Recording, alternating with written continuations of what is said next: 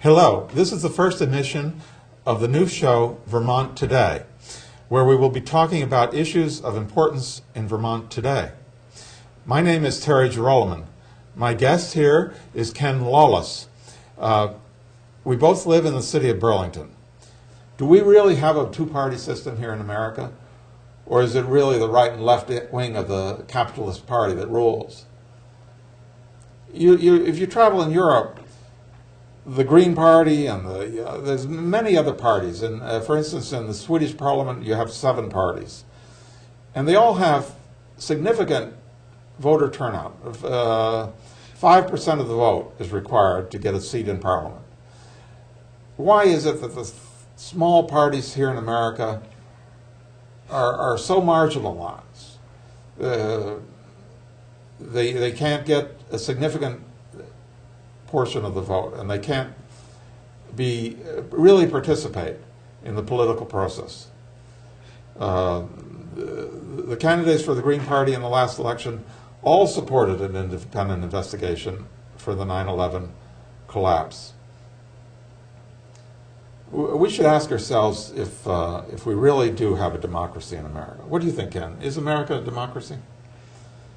Well, yes, it's a democracy, but our democratic rights and prerogatives and our civil rights have been eroded slowly, in part by the power of the corporations, which I won't get into right now. Let me simply quote Gore Vidal, who said that the United States has one party with 2 right wings. This is unfortunate because the things that we're proudest of, the anti-slavery movement, the women's suffrage movement, populism with rights for farmers and the prairie populists who went up to Canada and started the new Democratic Party, they all began as third parties, which were eventually absorbed, usually by the Democratic Party, and then the laws were enacted and the progress was made. This is virtually impossible now because the cost of running for office is so high that only the major corporations and the big donors can fund it.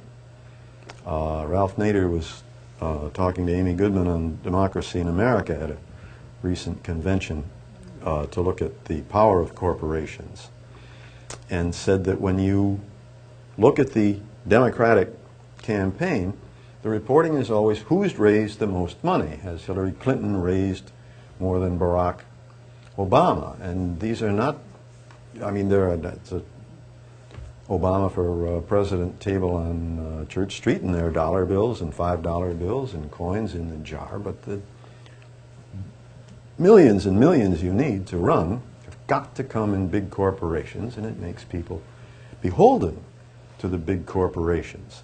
Now in Europe, if you get 13% of the vote, your party gets 13% of the seats in the legislature, or the parliament, whatever they call it. And here, of course, it's winner take all, and this means that the third parties are, at a disadvantage. And of course, the Green Party has had a great deal of difficulty getting on the ballot.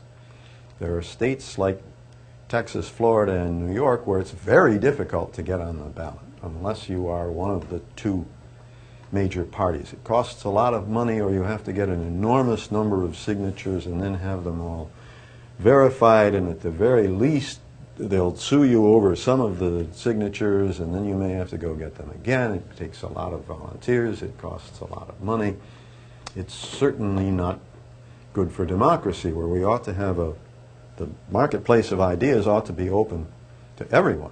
Independents and libertarians and grassroots and Greens and, of course, Republicans and Democrats. And that isn't the way it works, in part because of the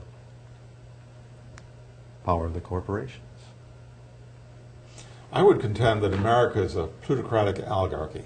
It's not just the corporations. The corporations are owned by the wealthy oligarchs.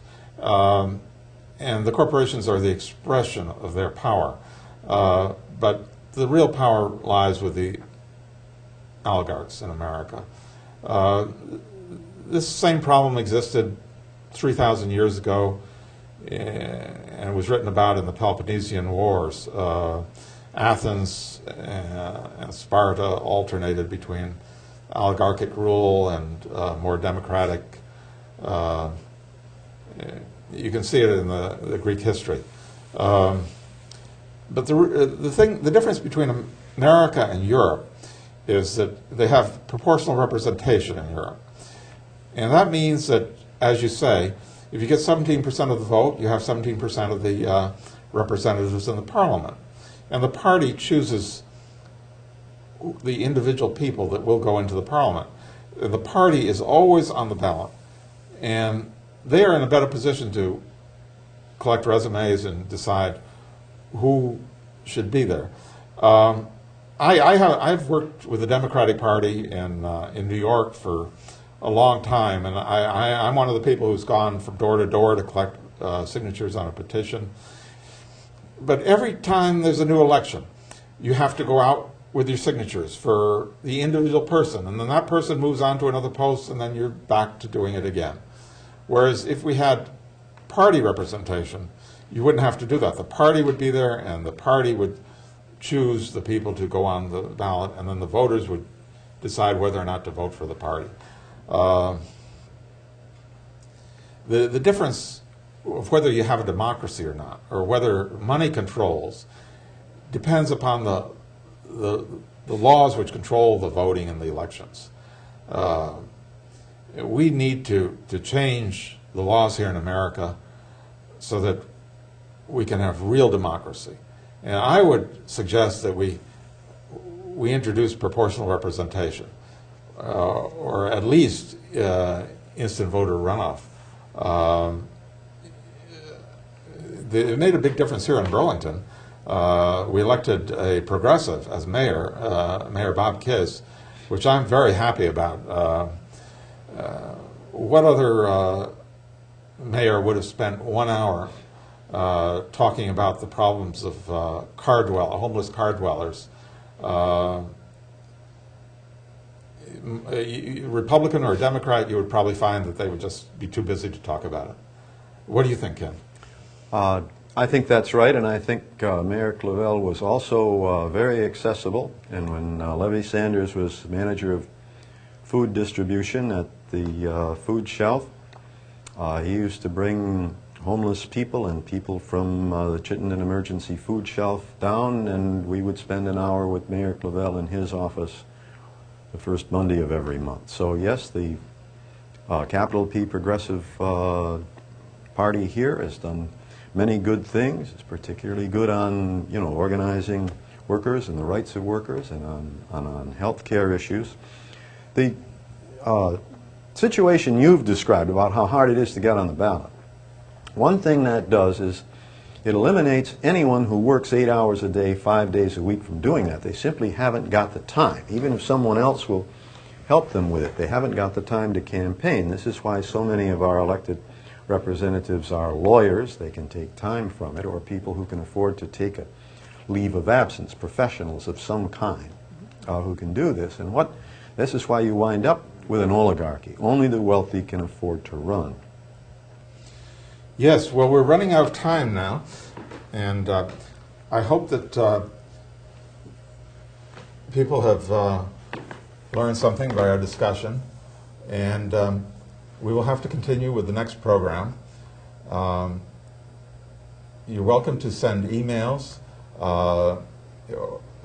My email address is jeroloman@alumni.neu.edu, as you can see printed at the bottom of the screen. And we will see you with our next mission. Thank you.